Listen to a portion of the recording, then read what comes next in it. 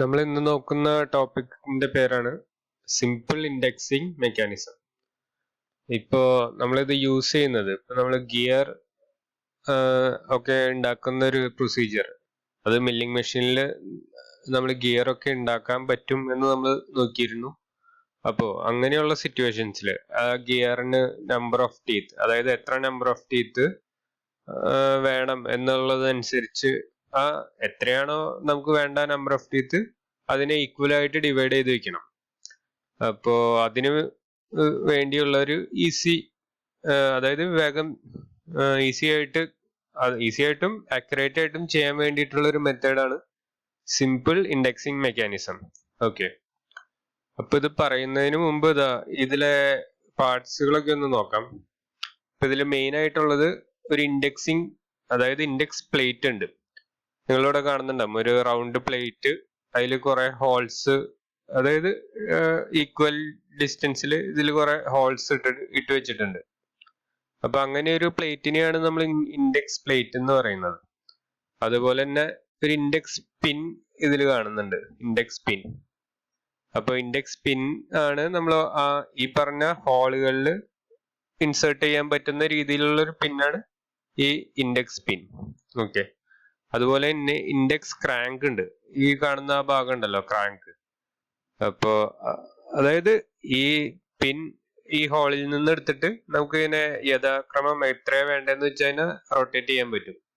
അപ്പൊ അതിന് വേണ്ടിയിട്ടാണ് ഇൻഡെക്സ് ക്രാങ്ക്. പിന്നെ അതുപോലെ തന്നെ ഒരു സെക്ടർ ആം എന്ന് പറയുന്ന ഒരു ഭാഗമുണ്ട്. ഇത് നമുക്ക് എന്താ പറയാ, ഏത് ഹോളിൽ നിന്നാണ് നമ്മൾ ഇപ്പൊ ആ പിൻ ഇട്ടിട്ടുണ്ടായത് അല്ലെങ്കിൽ ഊരിയത് അങ്ങനെയുള്ള ഒക്കെ അറിയാൻ വേണ്ടിയിട്ട് നമ്മളൊരു എന്താ പറയാ ഒരു ഡാറ്റം വെക്കുമല്ലോ. അപ്പൊ ആ ഒരു ഇതിന് പേർപ്പസിന് വേണ്ടി യൂസ് ചെയ്യുന്നതാണ് സെക്ടർ ആംസ്. പിന്നെ നിങ്ങൾക്ക് ഇതിൽ നിന്ന് കാണാം, ഇതിൽ നിന്ന് നേരെ ഒരു ഷാഫ്റ്റ് പോകുന്നുണ്ട്. ആ ഷാഫ്റ്റിലാണ് ഈ വേം കണക്ട് ചെയ്ത് വെച്ചിരിക്കുന്നത്. അപ്പൊ ഇതിനെ നമുക്ക് വേം ഷാഫ്റ്റ് എന്ന് പറയാം. ഓക്കെ, അപ്പൊ വേം ഷാഫ്റ്റ്, പിന്നെ അതിലൊരു വേം വീൽ ഉണ്ട്. പിന്നെ ഈ പാർട്ട് നമുക്ക് അത്ര ഇമ്പോർട്ടൻ്റ് അല്ല, അറിയേണ്ട കാര്യമല്ല. നമ്മളെ മെക്കാനിസം ഇരിക്കുന്നത് ഇത്രയും ഭാഗത്താണ്. ഓക്കെ, അപ്പൊ ഇതിലെന്താ നടക്കുന്നതെന്ന് വെച്ച് കഴിഞ്ഞാൽ, നമുക്കിപ്പോ എന്താ പറയാ, ഈ ഭാഗത്തൊരു ഗിയർ കട്ട് ചെയ്യണമെന്ന് വിചാരിച്ചോ. അപ്പൊ നമ്മൾ ഇവിടെ ഗിയറിനെ വെച്ചു, നമുക്ക് എത്ര ടീത്താണ് വേണ്ടതെന്ന് കണ്ടുപിടിച്ചു. അതായത് ആസ് പെർ നമ്മുടെ ഗിയർ റിഡക്ഷൻ റേഷ്യോ എത്രയാണോ അതനുസരിച്ച് നമ്മൾ എത്രയാ വേണ്ട നമ്പർ ഓഫ് ടീത്ത് എന്ന് കാൽക്കുലേറ്റ് ചെയ്തു. അങ്ങനെ നമ്മൾ കട്ട് ചെയ്യാൻ പോവാണ്. ഇപ്പൊ സപ്പോസ് നമുക്കൊരു റൗണ്ടിലുള്ള ഒരു ഫിഗർ വർക്ക് പീസ് ആയിരിക്കും നമുക്ക് കിട്ടുക. ഇതിൽ ടീത്ത് കട്ട് ചെയ്തെടുക്കേണ്ടി വരും നമ്മൾ. അപ്പൊ ഈക്വൽ ഡിസ്റ്റൻസിൽ കട്ട് ചെയ്യണം എന്നുള്ളത് എല്ലാവർക്കും അറിയുന്ന കാര്യമാണ്. നമ്മൾ എല്ലാവരും ഗിയർ കണ്ടിട്ടുള്ളതാണ്. അതിലെല്ലാം ഒരു ടീത്തിൽ നിന്ന് മറ്റൊരു ടീത്തിലേക്കുള്ള ഡിസ്റ്റൻസ് അത് ഈക്വൽ, എല്ലാ ടീത്ത് എടുത്ത് നോക്കിയാലും എന്താ പറയാ സെയിം ആയിരിക്കും. അപ്പൊ അങ്ങനെ കട്ട് ചെയ്ത് ഇപ്പൊ ഇതിന് 10 നമ്പർ ഓഫ് ടീത്ത് ആക്കിയാൽ മതി എന്ന് വിചാരിക്കും. ഇപ്പോ അല്ലെങ്കിൽ ഫസ്റ്റ് എക്സാമ്പിൾ ഈസി ആയിട്ട് എടുക്കാം, ഒരു 8 നമ്പർ ഓഫ് ടീത്ത് എടുക്കുക.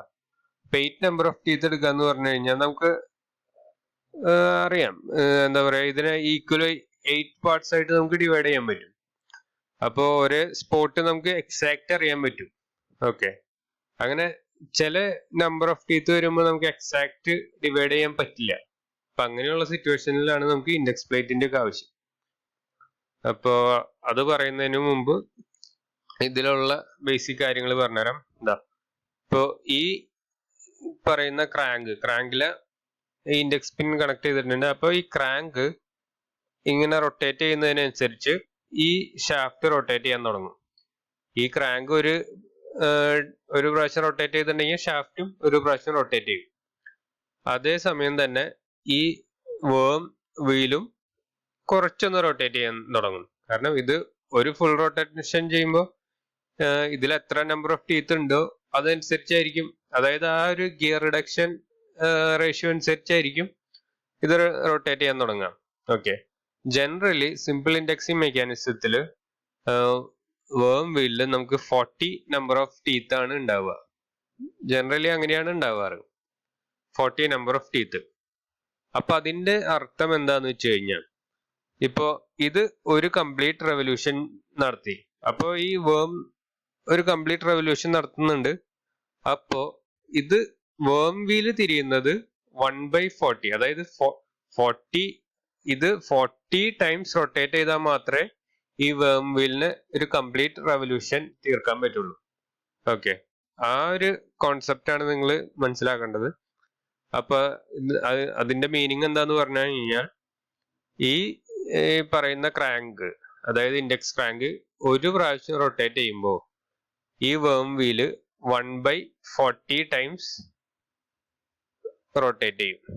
ഓക്കെ, ഇത് 2 പ്രാവശ്യം റൊട്ടേറ്റ് ചെയ്തിട്ടുണ്ടെങ്കിൽ 2/40 ടൈംസ്. അങ്ങനെയാണ് ഇതിൽ മൂവ്മെന്റ് നടക്കുന്നത്. ആ വേം വീലിന്റെ ഷാഫ്റ്റിലായിരിക്കും നമ്മൾ ഈ പറയുന്ന വർക്ക് പീസ് കണക്ട് ചെയ്ത് വെച്ചിട്ടുണ്ടായിരിക്കുക, ഇതിന്റെ ഷാഫ്റ്റിൽ എവിടെയെങ്കിലും.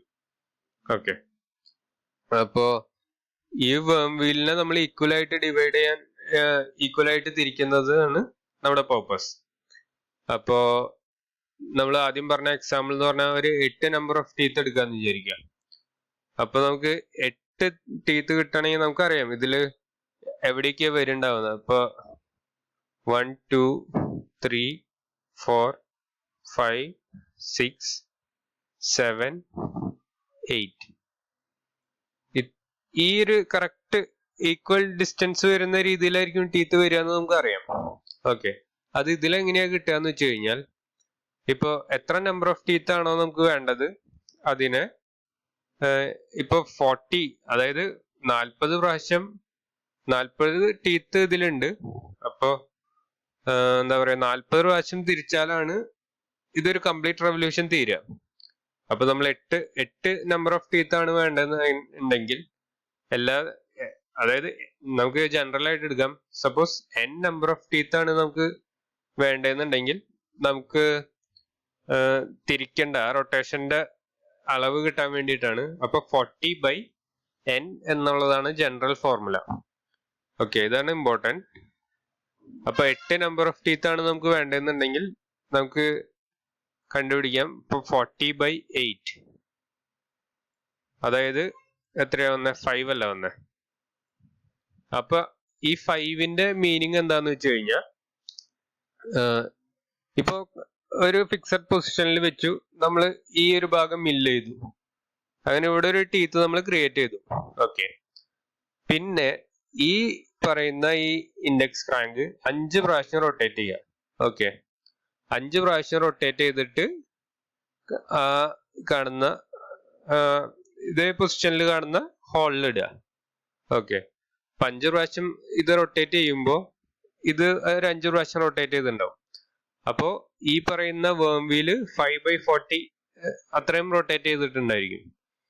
അപ്പോ അതായത് കുറച്ച് തിരിഞ്ഞിട്ടുണ്ടായിരിക്കും എന്നർത്ഥം. അപ്പൊ നമ്മൾ ഇവിടെ റൊട്ടേറ്റ് ചെയ്തു, പിന്നെ നമ്മൾ അടുത്ത റൊട്ടേഷൻ വരുമ്പോ ഈ പറയുന്ന ഭാഗത്തേക്ക് എത്തിയിട്ടുണ്ടാവും. ഇത് ഇങ്ങനെ തിരിഞ്ഞ് ഈ പറയുന്ന ഭാഗത്ത് എത്തിയിട്ടുണ്ടാവും. അങ്ങനെ അവിടെയും മെഷീൻ ചെയ്യുക.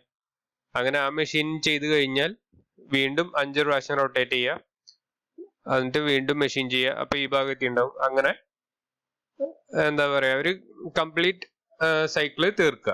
അപ്പൊ നമുക്ക് എല്ലാം ഈക്വൽ ഡിസ്റ്റൻസിൽ നമുക്ക് കിട്ടും. സപ്പോസ് ഇനി നമുക്ക് 10 ടീത്താണ്, അതായത് 10 നമ്പർ ഓഫ് ടീത്ത് 10 ആണെന്നുണ്ടെങ്കിൽ നമുക്ക് കാൽക്കുലേറ്റ് ചെയ്ത് നോക്കാം. 40/10, അതായത് 4 ആണ് നമുക്ക് കിട്ടുക. അപ്പൊ നമുക്ക് മനസ്സിലാക്കുക, ഇതിൽ 4 റെവല്യൂഷൻ ചെയ്താൽ മതി. നേരത്തെ 5 റെവല്യൂഷൻ ചെയ്തിട്ടുണ്ടെങ്കിൽ 8 നമ്പർ ഓഫ് ടീത്ത് ആണ് കിട്ടുക. അപ്പൊ ഈ കേസിൽ എന്ന് വെച്ചാൽ ആദ്യം മെഷീൻ ചെയ്യുക, പിന്നെ 4 റെവല്യൂഷൻ കൊടുക്കുക, എന്നിട്ട് അപ്പോ ഇത് കുറച്ച് മൂവ് ചെയ്ത് ഇവിടെ എത്തിയിട്ടുണ്ടായിരിക്കും ഈ പറഞ്ഞ ഭാഗം. എന്നിട്ട് വീണ്ടും മെഷീൻ ചെയ്യുക. അങ്ങനെ ഓരോ മെഷീനിങ് കഴിയുമ്പോഴും 4 റൊട്ടേഷൻ കൊടുക്കുക. ഓക്കെ, അപ്പൊ അങ്ങനെ ചെയ്തു കൊടുക്കുക. അപ്പൊ ഇതൊക്കെ ഈസി നമ്പേഴ്സ് ആയിട്ട് കിട്ടി നമുക്ക്. ഇനി സപ്പോസ് നമുക്കൊരു 21 അങ്ങനെ ഏതെങ്കിലുമൊക്കെ ഒരു നമ്പറാണ് വേണ്ടതെന്ന് വെച്ചാൽ, ഇപ്പൊ ഒരു പെട്ടെന്ന് ഈക്വൽ ഡിവിഷൻ പറ്റാത്ത നമ്പറുകൾ എടുക്കുകയാണെങ്കിൽ, സപ്പോസ് ഒരു 9 നമ്പർ ഓഫ് ടീത്ത് ആണെന്ന് വിചാരിച്ചോ. അപ്പൊ 40/9 നമുക്ക് ഈക്വൽ ആയിട്ട് പോവില്ല. അപ്പൊ അതിന് 36-ലാണെങ്കിൽ ഈക്വൽ ആയിട്ട് പോയേനെ. അപ്പൊ 4 ഇൻറ്റു നമുക്ക് ഇതിനെ ഒരു ഫാക്ടറിയൽ ഫോമിൽ എഴുതാം. ഇപ്പൊ 4 ഇൻറ്റു എത്രയാ 4/9. ഓക്കെ, ഇങ്ങനെയാക്കി എഴുതാലോ.